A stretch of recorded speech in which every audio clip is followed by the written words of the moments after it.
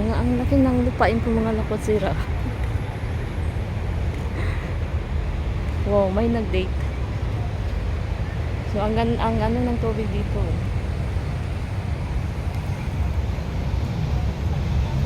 So yan, pwede din dito magtambay, magdala kayo ng mga lovers, sa baga magmuni-muni, di ba? So kami mga lakotsira, alam mo, pag dami mga puno, sabihin namin na tabi kasi may sabihin namin na tabi baka may ibang nanirahan.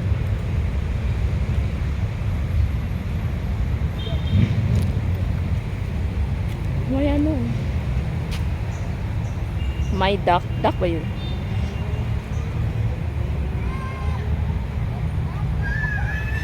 So yun ang aming pispan mga lakotsira. So malawak ang aming may rebulto. May nag-iisang kabibi, uminom siya ng tubig.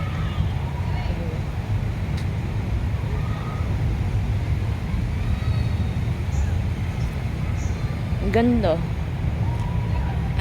Magmuni muna mga lakotsira noong unang panahon. Nung pa ako, stress talaga ako. Char. Medyo ngayon nakaluluwag ng isip ko kasi wala na akong may iniisip naman ako kung sa baga hindi ka parehas noon kasi nung nasa abroad ako dami akong problema kasi yung mga magulang ko, yung mama ko, yung nanay ko, yung nagkasakit siya eh. Kaya yan ang dahilan nga nag-abroad ako dahil kailangan kong tumulong. Yan, kasi yung sakit niya complicated na kasi eh. So, kailangan kasing gumapang. So, ika nga, noong panahon na yun, eh, alam mo naman pag lahat minumuhos ko. Pag after 2 years naman uuwi ako kasi buwan-buwan buwan-buwan ng magpa-check up yung mama ko kasi complicated na yung sakit ko, complicated na sakit niya. And then hindi talaga ako bakasyon na ako tapos balik doon ako naawa ng mama ko kasi lalo na sa papa ko, namatay siya na hindi namin inasahan. So yun, magmuni-muni tayo dito kasi parang so yung papa ko wala siyang sakit, nahulog lang siya sa dagat, uminom kasi siya nung that time na yun wala siyang sakit, siya nga ang nag-alaga ng mama ko kasi kaming mga anak nagtatrabaho. And then nung that time na yun galing ko pa nagbakasyon ng Pilipinas, and then December bumalik na ako sa ibang bansa, and then January nahulog ng dagat yung papa ko, then doon na medyo na, and then kumatos na siya, parang 10 days lang siya sa hospital, then namatay. Then umuwi ako 2020 yun eh. Then umuwi ako dahil sa dahil umattend ako ng papa ko libing.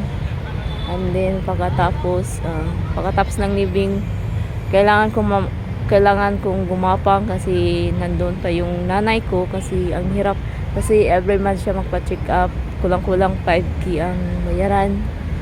Parang emotional na to Habang nanonood kayo, makinig kayo sa storya ko, sa storya telling totoong buhay OFW. Yun na nga, kasi kailangan kong bumalik yung kapatid kong isa nagtrabaho na sa Cebu, kailangan din niya tapos yung kapatid kong isa, 3 lang kami. So nagkuha kami ng mag-alaga ng mother ko. And then so lahat kami nasa iba't ibang lugar. Ngayon nag-iisa lang yung mama ko, kumuha kami ng tagapag-alaga sa kanya. Masakit mo ang isipin, pero wala kaming magagawa eh. Kasi kailangan din naming yung pangangailangan, yan ang pinaka talaga. So yan, bumalik ako ng ibang bansa. So 14 days lang ako sa Manila, ay sa Pilipinas, and then bumalik ako. Yung that time na yun, grabing sakit talaga. Hindi ko alam kung sa baga tinakluban ako ng kalangitan. Charot. Oo nga, alam ni Kuya Abit yun kasi pinsan kami ni Kuya Abit.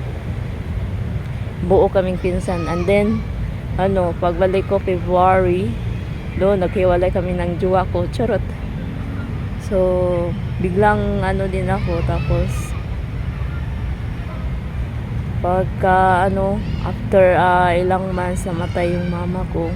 Ang pinaka-sad kasi isa sa aming magkapatid walang ng living ng mama ko. Kasi on the time na yun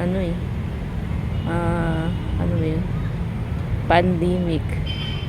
Kasi yung the time na yun, umuwi yung kapatid ko, naka-quarantine siya sa barangay hall.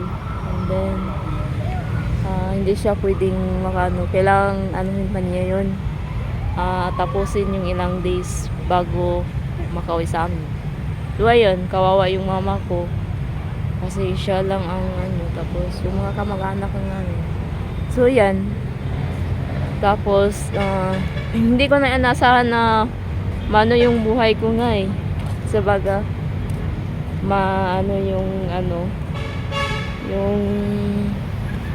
yung buhay ko na siguro hindi ako tabi kasi sa amin pag ka talaga ng mga punong kahoy, tabi talaga. So ayan ang aking buhay noon. Hindi ko inasahan din na may darating sa akin na nagpapasaya sa akin. Charot. Oo nga, totoo, hindi na ako umasang may magmamahal sa akin kasi yung mukha ko pangit. Oo nga, pero yung ugali ko naman, okay naman, mabait naman ako. Charot. So hindi ko inasahan na so kahit wala akong anak ngayon, tinatanggap ko kasi mabait yung asawa ko. Charot. Mas gulang siya konti sa akin, okay na yun, at least mabait, hindi ka bigyan ng problema. Minsan bigyan ka lang kasi tao lang naman siya, yung pag-iinom lang. Tapos pasalamat ako kasi lahat ng sahod niya nasa akin. Bibigyan ko lang siya ng pang-araw-araw na kasi yan ang sabi niya eh. So yan, nagpapasalamat ako sa Panginoon na binigyan ako ng taong magmamahal sa akin. Parang iyak na ako dito eh. So yan ang aking talambuhay bilang OFW. So hindi ko alam kung bakit na-share ko ngayon. Charot. As of now, wala na. Nakamove on na ako.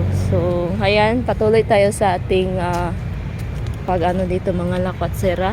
Ang haba-haba pa nating lakbayin. Charot.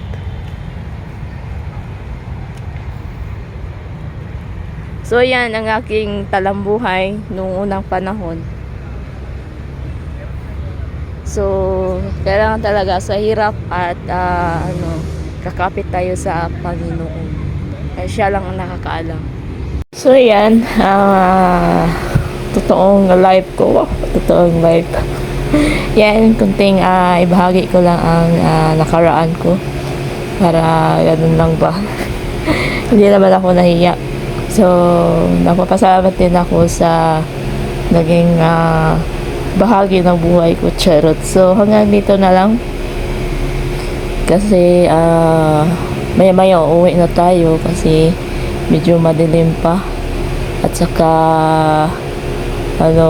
baka traffic kasi Sunday, balikan ang mga nagpasukan. So, ayun. So, ditong banda, maganda dito pag medyo madilim kasi may ilaw. So ditong banda din may maraming nagtitinda ng halaman. Ito mga mga bonsai, iba't ibang ano dito. O, di ba? Nag-umpisa ng ano.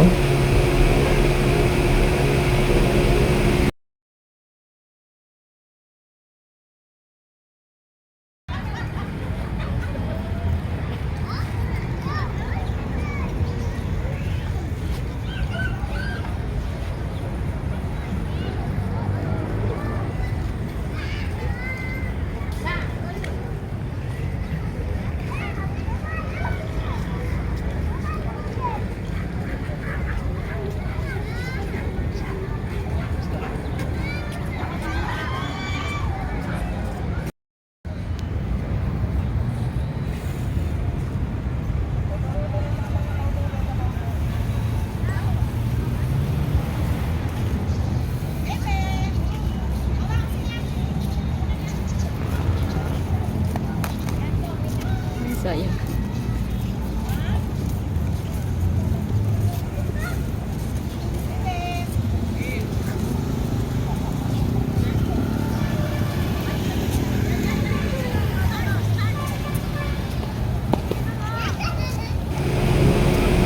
So, once again, maraming salamat. Hindi ako nagsasawang magpasalamat. So, hanggang dito ang ating episode dito sa Memorial Circle Park, Quezon City.